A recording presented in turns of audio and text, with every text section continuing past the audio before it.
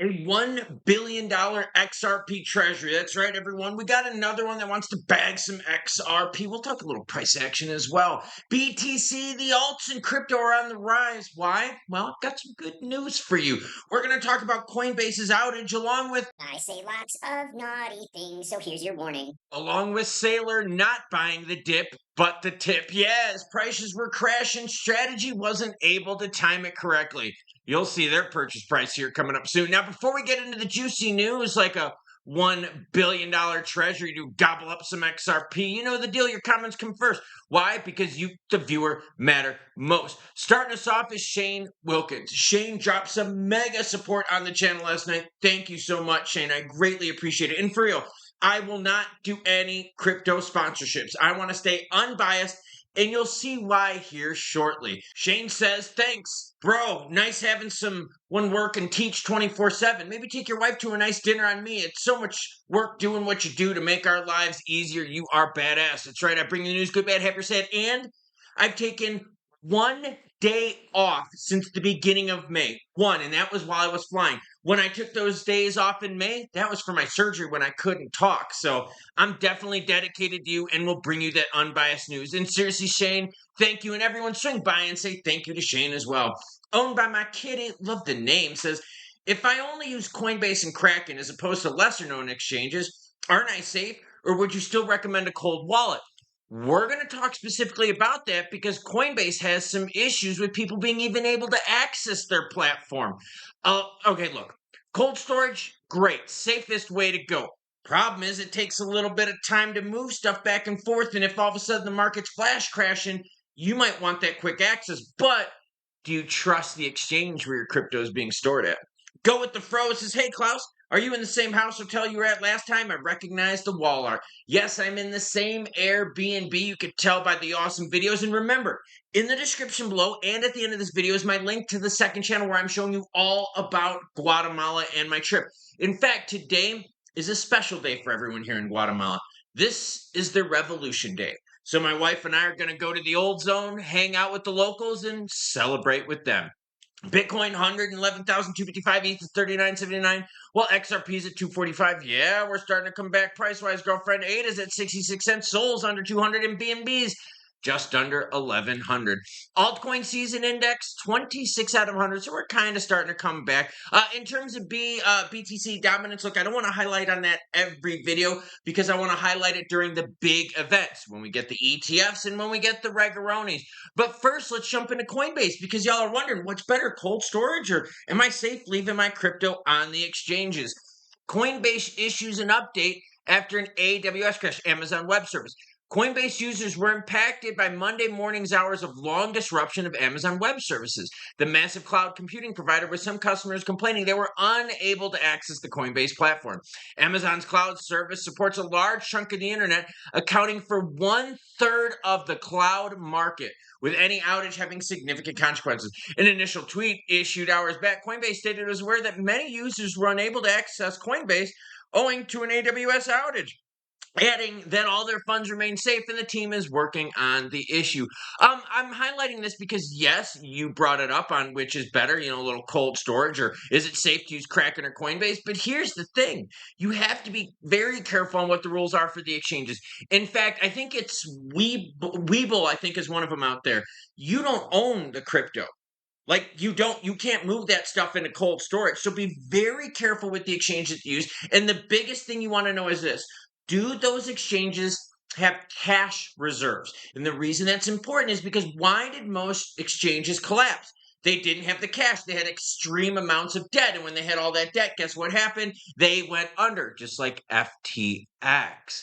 So what's the best way? It depends on how quickly you want to be able to access your crypto and if the platform you're using has the money. Bitcoin reaches 110,000 amid stabilization in U.S.-China trade war. Yeah, that's why we're seeing some green up on the screen.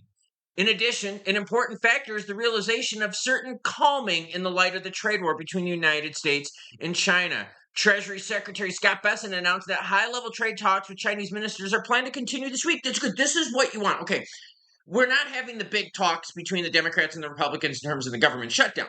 That's not good. If we get that, the market will definitely start roaring even more green. But we are getting talks between the United States and China. So as long as people are talking, as long as people are negotiating level headed, we're going to see the market recover. Overall, cryptocurrency prices have risen. Among what should be noted is Bitcoin's recovery on Monday, along with what? The alts. Look at this. XRP rose 4.2%. ETH up 4.1%. So yeah, we're starting to turn things around. Michael Saylor Strategy takes another small step towards 700,000 Bitcoin. That's right, he was buying, but he sure as hell didn't time the dip. Listen to this. I will share with you what they bought it for and what they could have bought it for. Michael Saylor Strategy, the world's largest public Bitcoin holder, added some BTC to this week to their stash. They added 168 Bitcoin worth 18.8 million. The acquisition was made at an average price of 112,000, even though BTC slipped below 104,000 on Friday. So no, Saylor did not buy the dip. He bought the tip, and well, to be honest with you, even his purchasing of last week, he's what, everyone? Still in the red with that buy. Now, overall, he's not in the red, and neither is Strategy. Their average price is $74,010 per BTC. So what are we noticing? The bigs keep on buying. The ETFs may have some outflow days, but overall, it's inflow and gobble action. Bitcoin backed stable coins top the list of Genius Act loopholes. Okay, I'm highlighting this because every law that's passed has a loophole, right? But at least we have the laws, and I think I want to focus on the positivity of that. I would rather us have a Genius Act than no stablecoin act at all, because we saw the crypto market overall roared as we got the regaronies for the Genius Act. So yes, there's going to be a loophole for every law out there, but at least we got something. Wouldn't that be nice if I could say the same in terms for regs for the altcoins? Speaking of altcoins, let's talk XRP. Ripple-backed Evernorth plans a U.S. listing to raise over $1 billion to accumulate XRP. Evernorth, a Ripple-backed entity, plans to go public on the NASDAQ to raise over $100 billion in expected proceeds, with the funds directed towards establishing a major treasury focused on XRP. Ripple Labs is orchestrating a $1 billion fundraising initiative to acquire XRP tokens aimed to centralizing XRP in its strategy to revolutionize the global finance landscape. I think this is important. Why? Because the more players we have to buy and hodl, the more we're going to get the support that you're seeing from Bitcoin. In fact, if you look at Bitcoin, I think it's been like 120 something days since Bitcoin has been below 100,000. Wouldn't that be awesome if I could say, bro, it's been 100 and something days since XRP went below $3?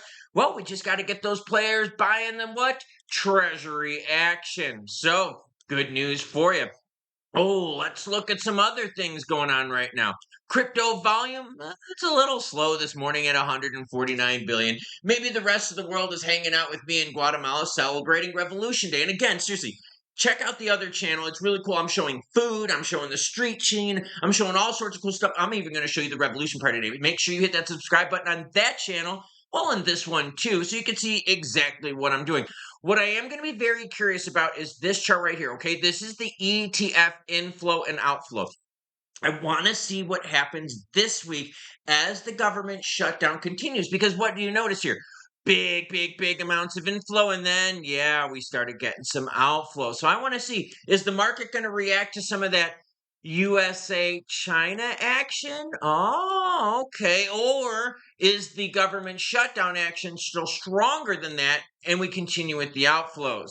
We're going to find out here soon enough. Now, XRP price is definitely making a move on up here over the last several days. The one-day chart looks pretty healthy, and honestly, the 7-day, we're starting to crawl up where we were before the poop storm hit us. Volume for XRP, healthy. $3.58 billion as we start this Monday off. Weekend volume was actually super strong for crypto. So, it appears that the market is starting to digest all this negative news and go, look, okay, government, you're going to shut down, we get it, but eventually you're going to open, and when you open, you're going to give us the juice being ETFs and regs. And yes, I understand that the regs aren't going to be perfect, but the stablecoin regs weren't perfect either, and there are loopholes, but once we get them, we can work from there. So XRP price, what am I looking for? I want to see how fast we can break through this little portion right here, right? And this is that 250, 260 range for XRP. I want to see if we have enough momentum this week with the US-China trade talks to outdo the negativity with the yes, everyone government shutdown. And for those of you curious, my daughter's flight got redirected. Why? Because of a lack of resources. So yeah, it's definitely starting to affect travel. So in terms of what's best, whether you keep your crypto on an exchange or cold storage, a lot of it depends on your current situation. My thing is this, and just take this as my opinion. If you've got long-term bags, and here, I'll zoom out just a little bit. I have long-term bags and I have short-term bags where I just play the plays, the pumps and dumps. Long-term bags, bad boys get locked up on cold storage because I'm not touching it, right? I don't need access to it right away. I don't need to play the market all crazy like that, right? Cool.